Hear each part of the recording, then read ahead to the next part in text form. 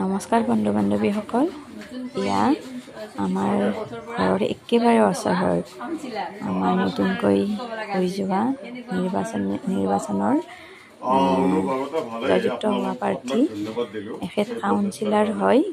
আৰু আমাৰ ভাল খবৰ এটাই আছে যে আমাৰ ঘৰৰ কাষৰ কাউন্সিলাৰজৰো জয়যুক্ত হৈছে আৰু যোনজন মেম্বাৰ আছিল তেওঁ আমাৰ ঘৰৰ একেবাৰে লগালগি দুজনে জয়যুক্ত হৈছে। বিজেপিৰ ফালৰ পৰা উঠিছিল, গতিকে তেখেত দুয়োকে মোৰ ফালৰ পৰা আমাৰ ফালৰ পৰা গাঁওবাসীৰ ফালৰ পৰা বহুত বহুত শুভেচ্ছা যাচিলোঁ। সমাধান কৰাটো হ'ল পঞ্চায়তৰ লক্ষ্য। সেই হিচাপে আগন্তুক পঞ্চায়তত আমাৰ গভমেণ্টৰ অৰ্থাৎ আমাৰ ভাৰত চৰকাৰ বা অসম বিজেপি চৰকাৰৰ যি উন্নয়নমূলক গাঁৱৰ ওপৰত লৈছে, গাঁৱৰ মানুহ গাঁৱৰ দেশ বুলি কোৱা হয় ভাৰতত, সেইকাৰণে গাঁৱৰ মানুহৰ ওপৰত বা কৃষিৰ ওপৰত আমাৰ চৰকাৰে বিশেষ ধ্যান দিছে। গতিকে আমিও আপোনালোকৰ আশীৰ্বাদ থাকিলে, দলৰ যদি আশীৰ্বাদ থাকে, নিশ্চয় জনসাধাৰণৰ কাম কৰাৰ কাৰণে আগবাঢ়িছোঁ।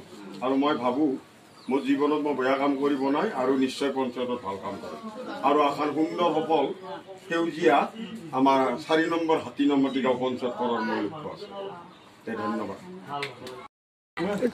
4 নম্বৰ হাতী নম্বৰ গাঁও পঞ্চায়ত আমি বিপুল ভোটত জয় কৰিছোঁ আপোনালোকৰ। গতিকে আমি এই চেগতে আমি আমাৰ দেশৰ যি মানে ধনী ভাৰতক আমি ভাল পাওঁ, ভাৰত মাতা ধন্যবাদ। এই চেগতে মই আপোনালোকক ধন্যবাদ দিলোঁ। সুস্বাস্থ্য ৰখাক আল্লাহ ঈশ্বৰে। আৰু আমি এটা শুনি দিম, বিজেপি জিন্দাবাদ, বিজেপি জিন্দাবাদ, নৰেন্দ্ৰ মোদী জিন্দাবাদ, হিমন্ত বিশ্ব শৰ্মা জিন্দাবাদ, দিলীপ শইকীয়া জিন্দাবাদ, ভাৰতীয় জনতা পাৰ্টিৰ সকলো কাৰ্যকৰ্তা জিন্দাবাদ।